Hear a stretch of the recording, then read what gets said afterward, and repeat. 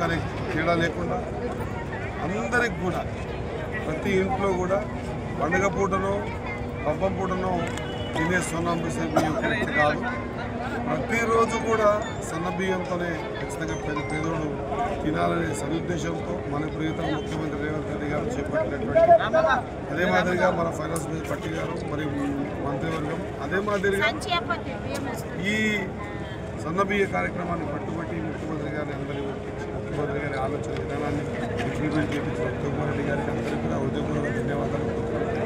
ఒక మక్తల్ నియోజకవర్గంలోనే సంవత్సరానికి 80 కోట్ల రూపాయలు అదే మాదిరిగా ప్రతి నెల 45 లక్షల రూపాయల విలువ కలిగిన సన్న బియ్యాన్ని ప్రతి దుకాణంలో వేయడం, ప్రతి పేదోడి ఇంట్లో కూడా ఈరోజు సన్న బియ్యం తినడం, ఇంతకుముందు తొడి బియ్యంలాగా తినలేపక దాన్ని ఇంకొకరికి అమ్మడమా చేయడమా చేసుకొని ఆ వచ్చిన డబ్బుతో కిలో 2 కిలోలు అమ్ముకుంటే ఒక అర్ధ కిలో బియ్యం వస్తే తినే పరిస్థితి పెంచి ఈరోజు ప్రతి ఒక్కరు ఇంకా అమ్ముకునే అవసరం లేకుండా సన్న బియ్యాన్నే ఇవాళకి వేస్తూ ఉన్నాం కాబట్టి ఎవరు అమ్ముకోకుండా ఉంటారు.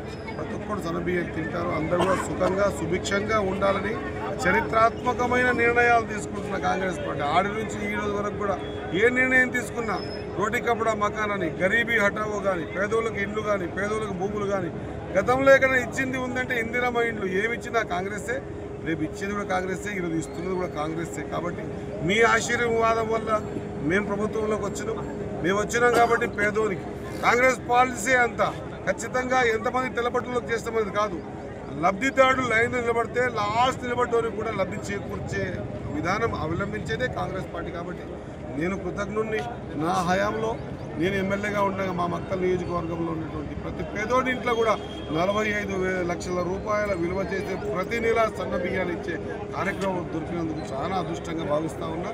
దీన్ని ప్రతి పేద మంది గుర్తుపెట్టుకుంటారు, మనసులో పెట్టుకుంటారు. ఖచ్చితంగా పేద మంది గతంలో ఏ మాదిరిగైతే ఇందిరమ్మని మర్చిపోలేదు, ఏ మాదిరిగా రాజీవ్ గాంధీని మర్చిపోలేదు, ఏ మాదిరిగైతే రాహుల్ గాంధీని మర్చిపోరో అదే మాదిరి ఈరోజు రేవంత్ రెడ్డి గారు కూడా రాజశేఖర రెడ్డిని ఎట్లా మర్చిపోలేదు, ఎన్టీ రామారావు గారిని కూడా ఎట్లా మర్చిపోలేదు, ఈరోజు రేవంత్ రెడ్డి గారిని ఉత్తమ్ రెడ్డి గారిని పట్టి గారిని మర్చిపోరు అనే మాట మరొకసారి గుర్తు చేస్తూ నేను మక్తల్ నియోజకవర్గ ప్రజల పక్షాన హృదయపూర్వకంగా ప్రభుత్వానికి కృతజ్ఞతలు తెలియజేస్తాను.